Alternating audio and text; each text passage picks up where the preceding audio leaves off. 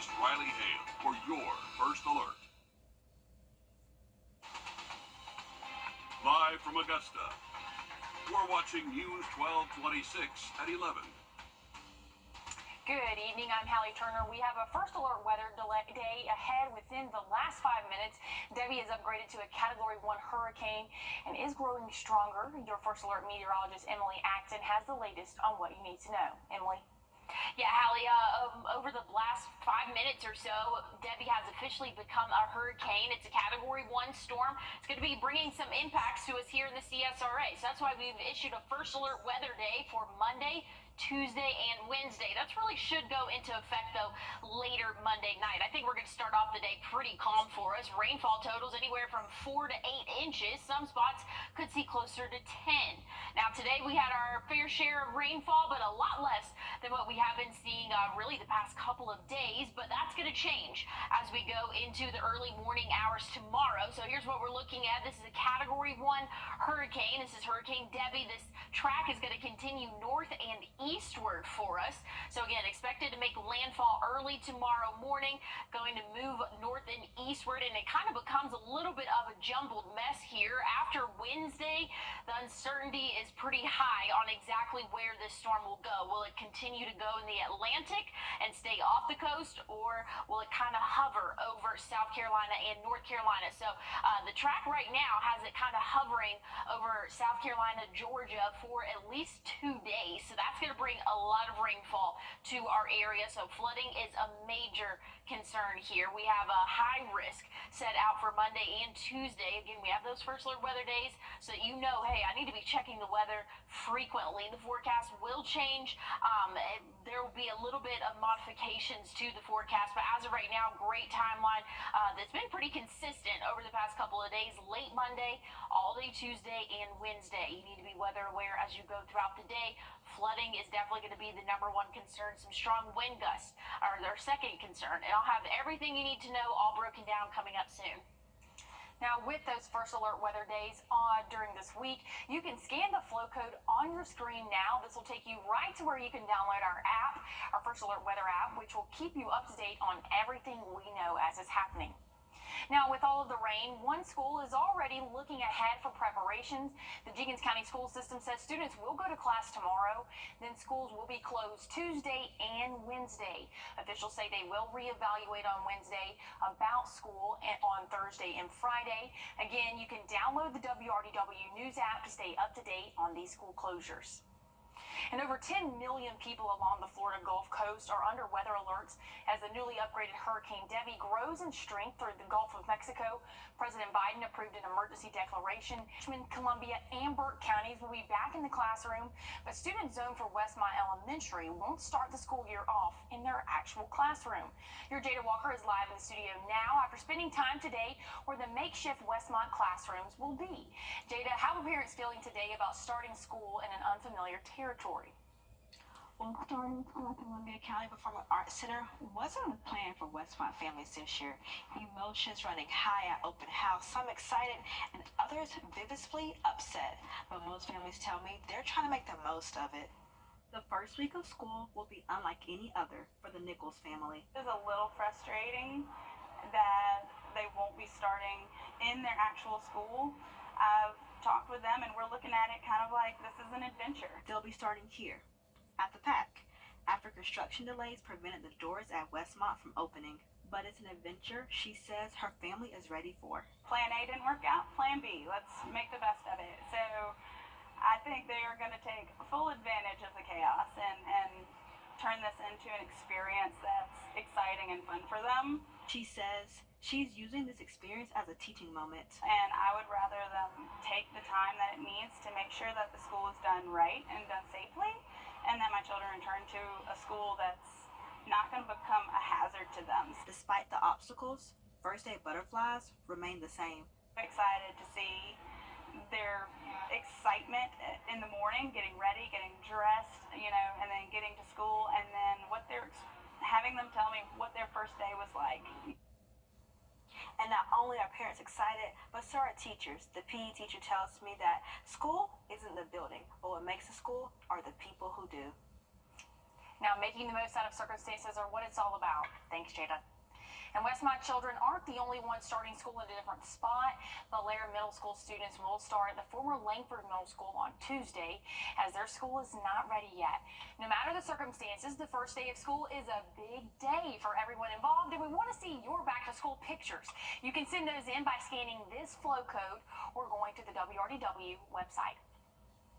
Georgia Senator John Ossoff releases, and there is a new rule if you plan on flying somewhere with your dog. The CDC says the new rules are to prevent spread of rabies. All dogs entering the United States must appear healthy when they get here. They must be at least 6 months old and are required to be microchipped. So, if you plan on bringing a dog into the U.S., you will need a receipt for a dog import form that you will submit online. Well, we have a first alert weather day set up for Monday, Tuesday, and Wednesday this week. That's from Hurricane Debbie and the impacts it's going to bring to our area. I'll have a look at your full forecast coming up. I'm Donald J. Trump. Your safety comes first with the First Alert Radar Network. First just got faster. A thriller and a family film try to grab the spotlight at the theaters this weekend. Did either of them knock off the reigning champion? David Daniel has the earliest estimates for the box office's top 5. They're just super jazzed to be here. Where can I put my stuff? $6.7 million gave Inside Out 2 fifth place and a domestic total of $627 million. Despicable Me 4 passed the $300 million mark domestic with a fourth place weekend worth $11.3 million. M. Night Shyamalan's Trap opened in third place, grossing $15.9 million. Twisters remained in second place. $22.7 million gave it $196 million domestic. You appear to have soiled yourself while unconscious. I wasn't unconscious. Another record-setting weekend for Deadpool and Wolverine. The Marvel movie made $97 million in its sophomore weekend, giving it a 10-day domestic total of $396 million. Already the top-grossing R-rated movie of all time domestically. In Hollywood, I'm David Daniel. Okay, so before we move on to weather, I just have to say I don't really get excited about movies until Emily and everyone else leaves me out of going to the movie theaters without me, but we won't talk about that. Hallie, we gotta move on. We have to move on from things. What I will say is that Colleen Hoover's new novel turned movie comes out this week, so we're gonna go see it. But anyways, I think that if I'm not reading that as top of the box office next week, then I'm not reading anything. It definitely will be top of the box office. We'll go see it. We'll check it out. Good.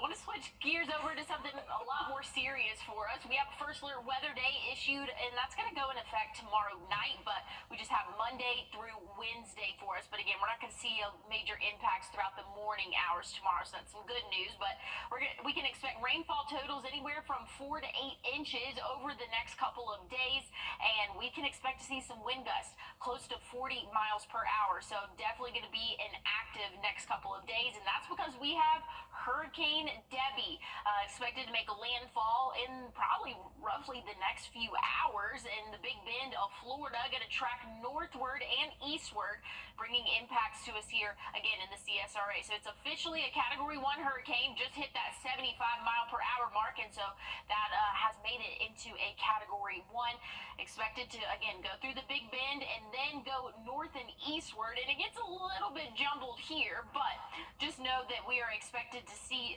Debbie over the next couple of days, really starting as early as the evening hours tomorrow. Going to stay with us Tuesday, Wednesday, and possibly even into Thursday. Track after really Wednesday gets a lot more uncertain, that we could say, over the end of the week for us, but kind of has it stalling out for the most part. That is not a fast-moving system at all, so that's really where our threat is coming in big time. This consistent heavy rainfall from the outer bands, but again, making landfall early tomorrow morning, pushing up north and eastward. Here's where we can start to see those impacts late overnight Monday, early Tuesday especially. We can expect to see wind gusts close to 30 miles per hour, staying pretty consistent throughout the day, close to that 40 mile per hour mark for the afternoon and even into the overnight hours Tuesday. Wednesday not looking much better. I think we'll see a little bit more rainfall than what this model is showing, but just know the wind speeds and higher wind gusts will definitely be here until really Wednesday afternoon or evening. So when it's all said and done, rainfall totals anywhere from 4 to 8 inches. Some spots could see close to a foot of rainfall. That is a lot of rainfall. That's something that we definitely need to take seriously. That's going to make the trees very easy to blow over, and especially with that wind that we're expecting, something that we definitely do not need to take lightly. So we have a moderate risk out Monday.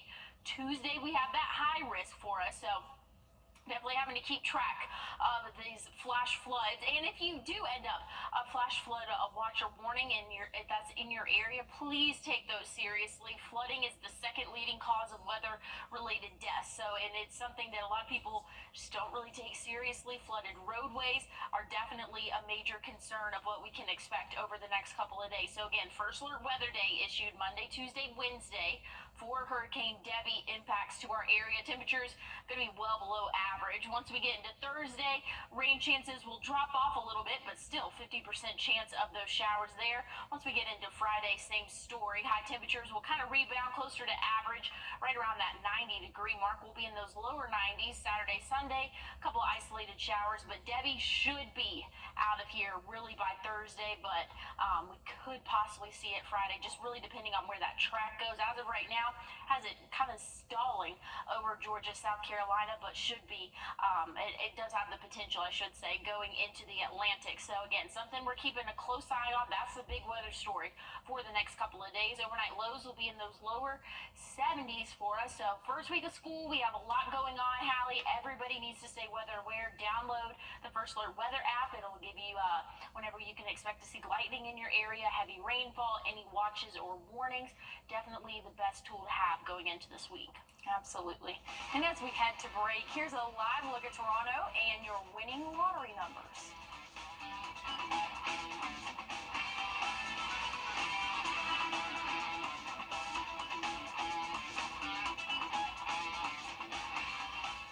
Next Plumbing, your personal by Jim Hudson Automotive Group.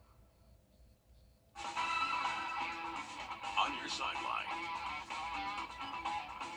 We are just a handful of weeks away from the start of high school football season. This is a time where teams try to work out all those kinks before the real deal hits. But for some of our area programs, there are some that are more troublesome than others. Aiken County Public Schools are still without full-time athletic trainers. Athletic trainers wear a lot of hats during the season.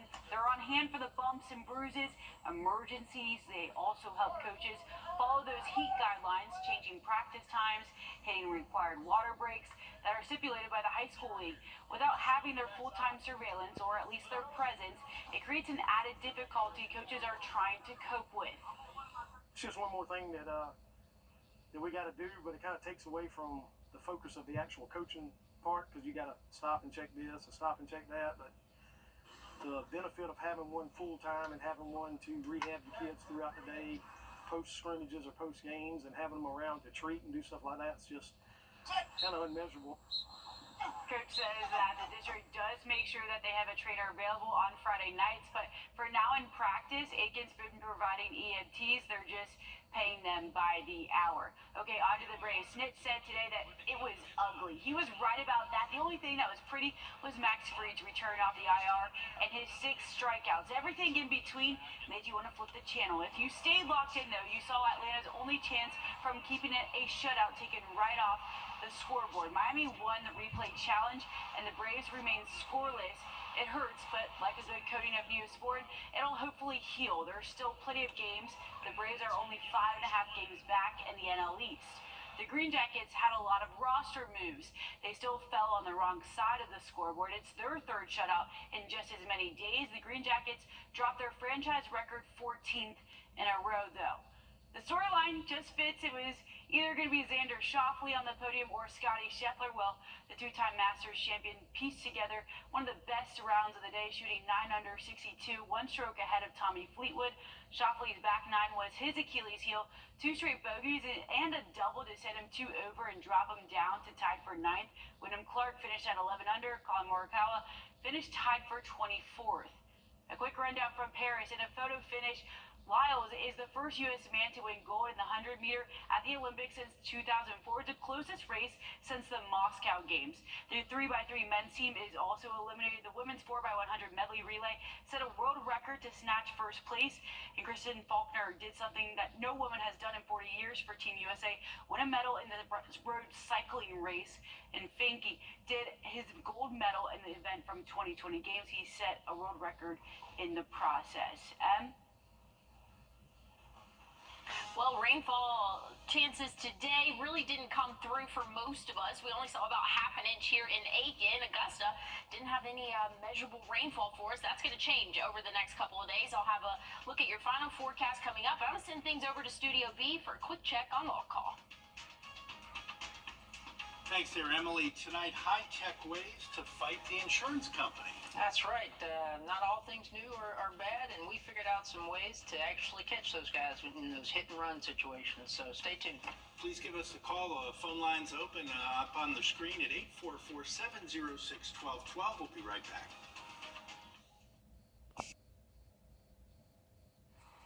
Well, we're tracking officially Hurricane Debbie Category 1 storm right now, expected to have a track north and east. That's going to bring impacts to us here in the CSRA. We're going to be on the western side of this storm, so heavy rainfall and some strong winds can be expected over the next 72 hours or so. So that's why we have a first alert weather day issued for Monday, Tuesday, and Wednesday. That's really going to go into effect, though, late Monday overnight. All day Tuesday, all day Wednesday, heavy rainfall and some strong wind gusts expected. Once we get to the end of the week, things look a little bit better for us, and then by the weekend we'll have those typical afternoon showers and thunderstorms. High temperatures will be close to average in those lower to middle 90s. Overnight lows will be in those lower 70s for us, so definitely an active pattern that we are expecting to see this week. Again, those First Alert weather days, the best thing you can do is download that First Alert weather app so you know when rainfall is in your area. It also shows you on the radar side of things the track of Hurricane Debbie. It'll give you the impacts of what we can expect, and we also update videos of constantly the updated forecast for you. So again, download that app. That's going to be the best thing you can have for this week. We have lots of activities starting this week, and so being weather aware should be at the top of your mind. Thanks so much for joining us. Don't go anywhere. Law Call comes right up next.